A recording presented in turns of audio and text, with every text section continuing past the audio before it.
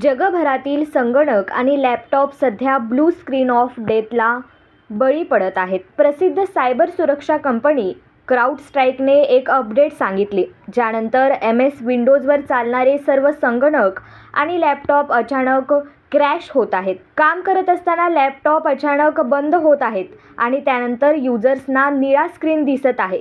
स्क्रीनवर सांगितले जात आहे की तुमचा संगणक अडचणीत आहे आणि रिस्टार्ट करणे आवश्यक आहे. या प्रक्रियेलाच ब्लू स्क्रीन ऑफ डेथ म्हटले जात आहे.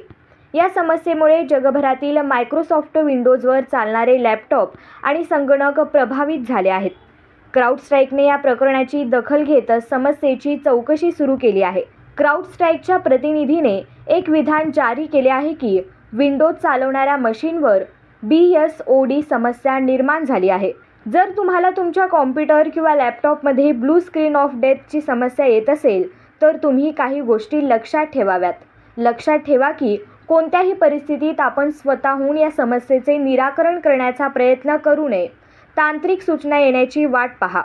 क्राउडस्ट्राईक सध्या या समस्येचे निराकरण करण्यासाठी काम करत आहे आणि लवकरच तुम्हाला अपडेट करेल. शुक्रवारी सकाळी क्लाउड सेवा विस्कळीत झाल्यामुळे जगभरातील अनेक भागात समस्या निर्माण झाल्या आहेत. त्यामुळे विमान कंपन्यांच्या उड्डाणांवर परिणाम झाला आहे.